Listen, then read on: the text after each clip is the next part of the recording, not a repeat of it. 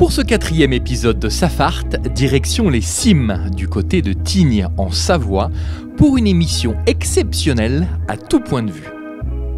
Notre invité, un petit peu de suspense, ne vient pas du milieu de l'outdoor, mais a passé sa carrière sur un grand rectangle de gazon.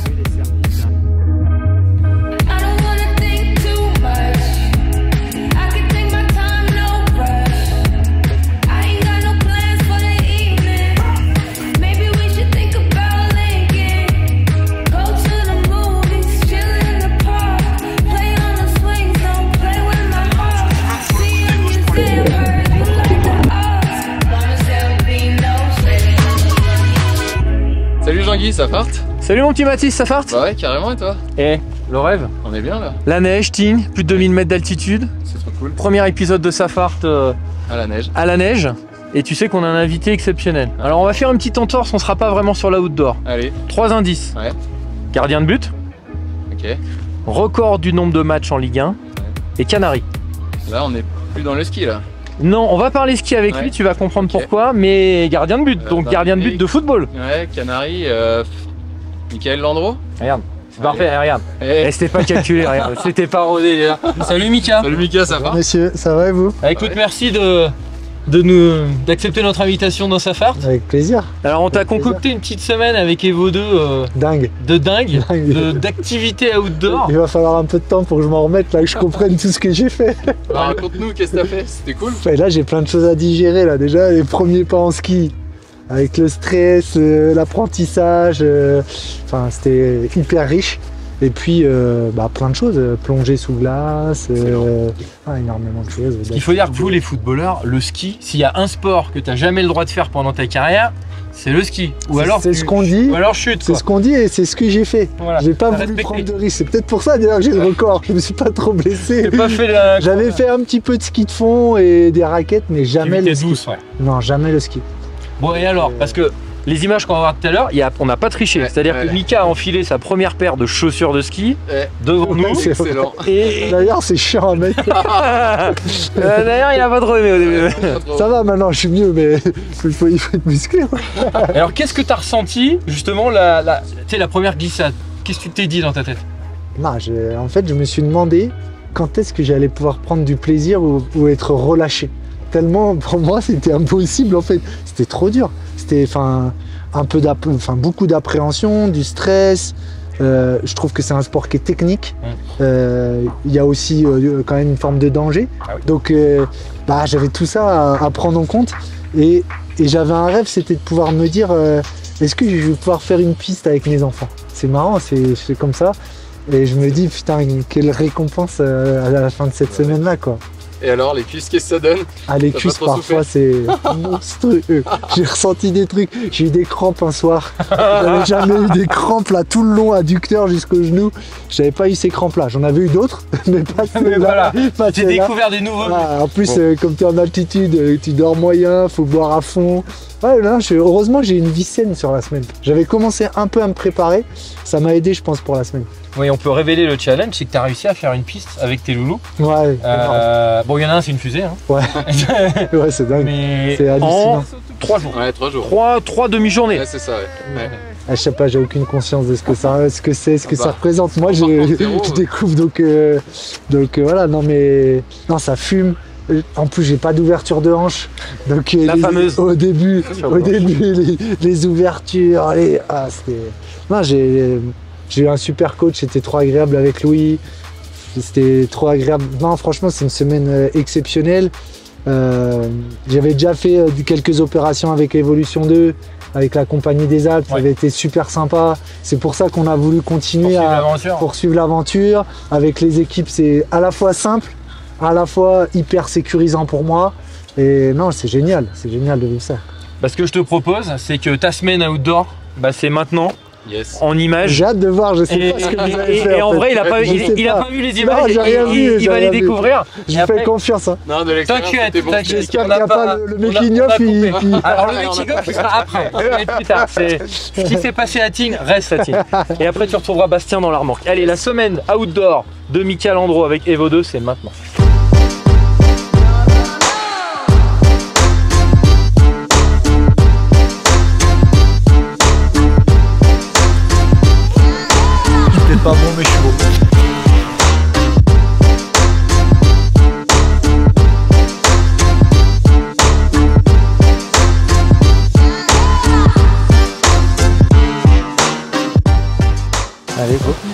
quand tu chausses un ski, en général tu as de la neige sous le pied. Ouais. Donc tu viens frotter. Tu fais comme si tu avais des ciseaux. Comme en roller, quand on patin à glace. Nickel. Ah, c'est nickel ça. Yes. Nickel. Eh, t'as ouvert un petit chasse-neige sans faire exprès. Non, je l'ai fait exprès. Ah, t'as fait exprès. Putain, le mec. Je te donne la main. Donne-moi la main, c'est gentil. J'abaisse mon centre de gravité, mais parce que du coup, tu déverrouilles toutes tes articulations basses. Et là, top, j'ouvre. Là, je me laisse glisser, je prends un peu de vitesse. Prends les mains devant, et là, je me baisse, j'ouvre, je pousse. Ça, je maîtrise pas encore. Derrière moi. Et là, je vais appuyer sur cette jambe. Ok. Hop, et là, je veux changer de direction, j'appuie sur l'autre. Pas mal. Ça avance, ça avance. Je suis en progrès. Et là, ça dure toute l'après-midi, quoi. On est bien. Moi, c'est mon métro boulot dodo. C'est beau, ça. Là, c'est un poil raide, donc on va juste aller droit. Je disais quand même, c'était un poil raide. Ah ouais. Ouah. Normalement, je devrais m'arrêter, là. Demain, t'auras des courbatures. Grave. C'est obligé. Allez, là, je vais là-bas. Hop, ouvre.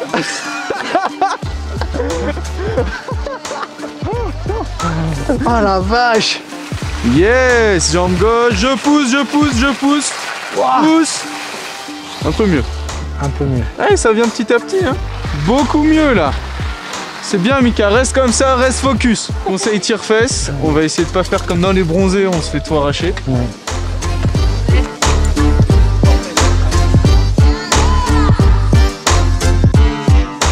Et vu que c'est un terrain plat, on s'arrête. C'est un terrain plat, ouais.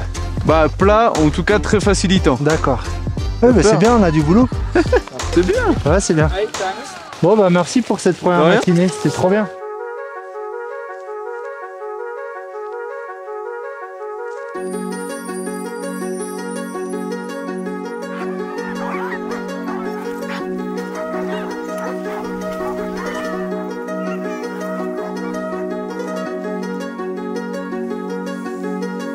Bon alors. Les choses sérieuses repartent là. Et là, ça paf. va beaucoup mieux là. Encore, ouais. Quand je regarde, j'ai l'impression que c'est facile. Ouais. Quand je descends, j'ai l'impression que c'est un mur. Pouh, j'ai les cuisses, mon pote. Cette piste bleue, comment tu l'as senti? Bah, j'avais un peu d'appréhension au départ parce que je me suis dit comment mes jambes vont réagir après la première journée. Ouais. J'ai été agréablement surpris. C'est un peu scotchant, c'est un peu quelques appréhensions au départ. Par contre, j'ai les cuisses, mais bah ouais. fument de folie. Eh, j'ai bien eu ça. Bon, on va reposer un peu les cuisses. Tu vois, et vous deux, on fait pas que du ski, on fait aussi des activités outdoor. Ah là, ça va être le plaisir là maintenant.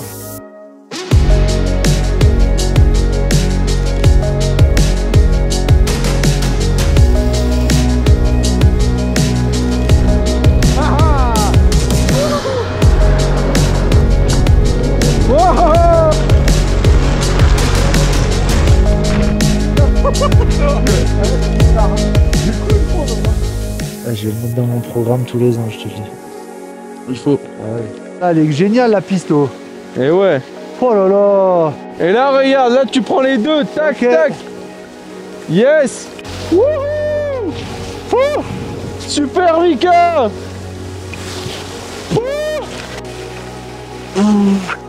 Le chasse-neige, tu maîtrises. Piste bleue, piste verte. T'es même passé dans le tracé. On va attaquer à apprendre à skier parallèle. Ok. Comme ça, tu pourras Comme à aller un peu l'école. plus vite. C'est ça. En train de venir.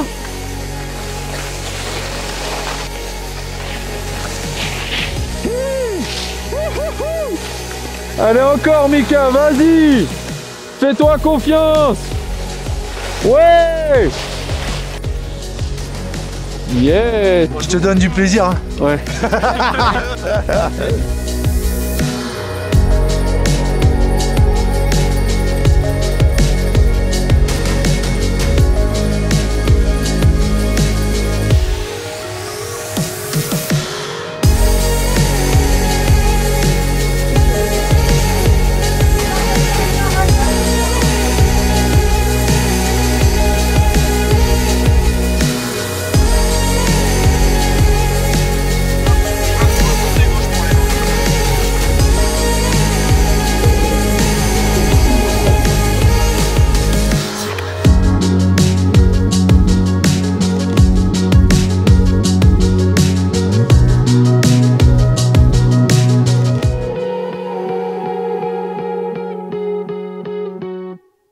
Direction maintenant notre reportage innovation avec une rencontre passionnante avec Benoît Edoux de chez Lynx.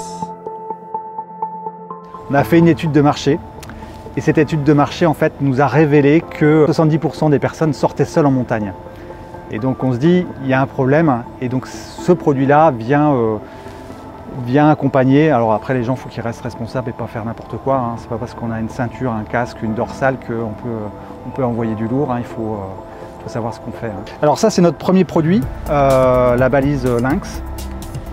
C'est une balise d'alerte. L'idée en fait c'est de prévenir les proches en cas de difficulté, mais surtout là où on est un peu original, c'est d'aller solliciter les personnes qui sont à proximité. Il faut savoir quand il y a un accident, en fait les personnes qui, généralement les premiers secouristes, en fait, ça va être les gens qui sont à côté. Donc pour nous, c'est vraiment important de travailler sur l'entraide et la solidarité dans ce projet-là. Ça fait partie un peu de l'essence du projet. C'est une technologie, on a intégré la technologie LoRa, qui permet en fait de solliciter, d'envoyer un message directement à une autre balise, et puis aussi d'envoyer l'information dans le cloud, qui va ensuite être relayée en fait sur une application mobile, sous forme de notification et de SMS pour prévenir les proches. Il y a deux modes pour envoyer le signal. Il y a tout d'abord un mode très simple, il y a une tirette mécanique. Ça rassure, c'est-à-dire que quand je la porte sur moi, je viens tirer dessus, en fait, ça envoie l'alerte. J'ai pas de doute, la machine elle est éteinte, je tire dessus, ça envoie l'alerte, je suis pas inquiet. Et puis après il y a un autre mode, donc quand la balise elle est allumée, ça vient détecter en fait un choc violent, une activité. Ce qui fait que, en fait, par exemple, je suis en train de faire du VTT, je me casse la figure, bon ben, je bouge plus, la balise, elle va envoyer automatiquement une alerte. Donc c'est la même chose, hein, en cas d'avalanche, vous faites coffrer, il faut savoir que vos chances de survie, elles s'écroulent au bout de 15 minutes. Donc la balise, le fait que vous ne bougez plus, elle va envoyer tout seul l'alerte. Et là, ça a vraiment du sens, en fait, parce que ça va nous permettre de solliciter les skieurs qui sont à proximité. Contrairement à un DVA en fait, qui est passif, il n'envoie pas d'alerte, il attend qu'on soit retrouvé. Le bouton ne sert qu'à allumer et éteindre. Si on veut en fait lancer une alerte, on a une tirette mécanique. Hein, on a des produits où en fait tout se passe avec le bouton, on allume, on éteint et on lance une alerte. Nous on a voulu aller sur des choses simples et qui rassurent. Parce qu'en fait en moment de panique, si je dois appuyer pour savoir si je l'ai éteint ou lancé mon alerte, en fait ça pose pour nous un petit problème. Par rapport aux montres connectées, elles sont connectées surtout avec le téléphone qui envoie le message en GSM. Nous, notre balise, elle est connectée aussi au téléphone, mais elle envoie aussi son message directement en radio. En fait, un téléphone, c'est pas capable de communiquer avec un autre téléphone en direct, c'est obligé de passer par le réseau. Mais s'il n'y a pas de réseau, en fait, ça marche plus. Les machines ne peuvent pas contacter les secours. Il faut que ce soit une personne qui renseigne, en fait, qui donne de l'information sur l'accident. Et donc, c'est les proches, on va dire les anges gardiens, qui vont appeler les secours si jamais il y a un problème. Alors ce qui est génial avec cette techno-là, c'est que même si on ne l'a pas allumé, c'est dans votre sac et vous disparaissez, votre famille s'inquiète, en fait on va pouvoir vous retrouver parce qu'avec une autre balise, on peut l'interroger à distance, ça la réveille et elle retourne ses coordonnées GPS. Donc on vous retrouve n'importe où, même s'il n'y a pas de réseau GSM ou réseau LoRaWAN. Le mode veille, c'est plusieurs mois.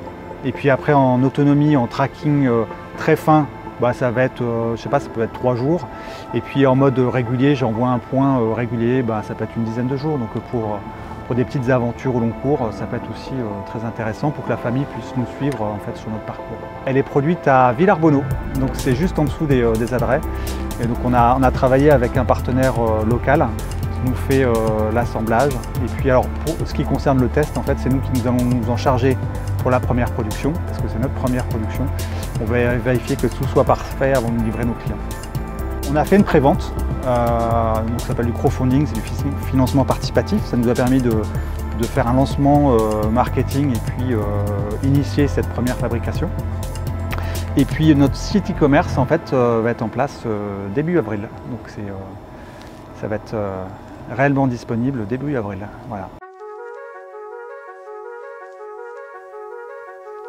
C'est le moment de mieux comprendre le fonctionnement d'une école d'aventure comme Evolution 2.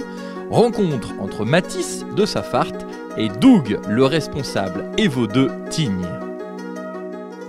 Salut Doug, ça va? Et toi? Bah ouais, super. Bon, aujourd'hui on est à Tignes, tu fais partie d'Evo 2. Explique-moi ton rôle un peu chez Evo 2. Alors, chez Evolution 2, je gère tout de A à Z, on va dire, depuis 5 ans. Ok. Sur Evolution de Tignes et Val d'Isère. Alors, Evolution 2, c'est une école de ski à la base, qui a été créée en 1987, ici même à Tignes.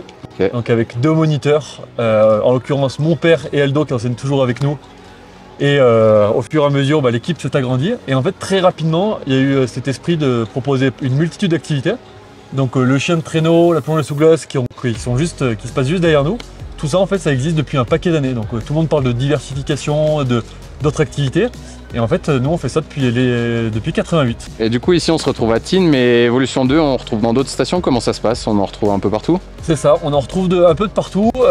Ça a grossi petit à petit. C'était pas du tout une volonté initiale, mais au final, plein de pros d'Evolution de Tignes, en fait, se sont, on va dire, expatriés et ont créé leur Evolution 2 dans différents endroits. Donc là, juste derrière nous, si on descend un peu, il y a Sainte-Foy, La Rosière, Les Arcs, La Plagne. Donc ça, c'est l'autre parenthèse, c'est là où on est le plus présent, hein, clairement. Et après, on part sur plusieurs vallées. On va à la Clusaz, on va à Voria, à Morzine, dans les Pyrénées, à Saint-Lary. Et donc, il y a un gros pôle ski. Ça reste, on va dire, le cœur activité principale.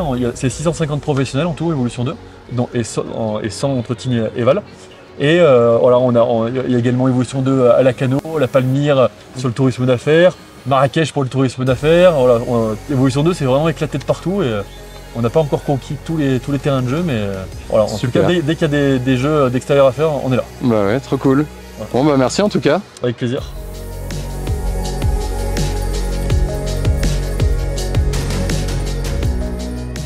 Salut Lucas, ça va? Ouais, ça va et toi? Ça va super. Est-ce que tu peux commencer par te présenter qui tu es, qu'est-ce que tu fais dans la vie, d'où tu viens? Bah oui, bien sûr, avec plaisir. Michael Landreau, ancien gardien de but du FC Nantes, entre autres. Recordman du nombre de matchs en Ligue 1. Après ma carrière de joueur de football professionnel, j'ai été aussi coach 2 ans au FC Lorient en Ligue 2. Et puis j'ai fait aussi en 2 temps consultant pour Canal+, que je suis toujours aujourd'hui. Est-ce que tu te rappelles de tes premiers touchés de balle? Dans ma jeunesse, je me souviens de quelques petites images débutants, poussins. Mais par contre, oui, mes débuts en professionnel, je m'en souviens bien mieux. C'était le 2 octobre 96 contre Bastia. Ok. T'as toujours eu cette envie de devenir pro? Non. Non, en fait, bon, j'ai toujours fait du foot, j'ai fait du tennis aussi. J'ai eu la chance de gravir vite les étapes, mais en fait, je me disais, ouais, super, je suis au centre de formation du FC Nantes, je vais pouvoir aller dans un bon club et avoir un boulot. Et comme j'ai été élevé où le travail, c'est sacré, tu travailles, tu es heureux, je me disais que le foot, ça allait m'aider à trouver du travail, mais je pensais pas que j'allais en faire mon métier. Ouais, un métier passion, c'est quand même quelque chose d'incroyable. Ouais, je suis un privilégié. D'ailleurs, tout ce que je fais, on en a parlé tout au long de la semaine, notamment aussi, c'est que je vis tellement d'expériences grâce au foot. Ce qui m'a permis de vivre le foot, c'est juste dingue. Quelle est ta plus belle expérience justement dans le foot? Le moment qui t'a le plus marqué? Moi, ce qui me plaît, c'est de vivre les aventures collectives.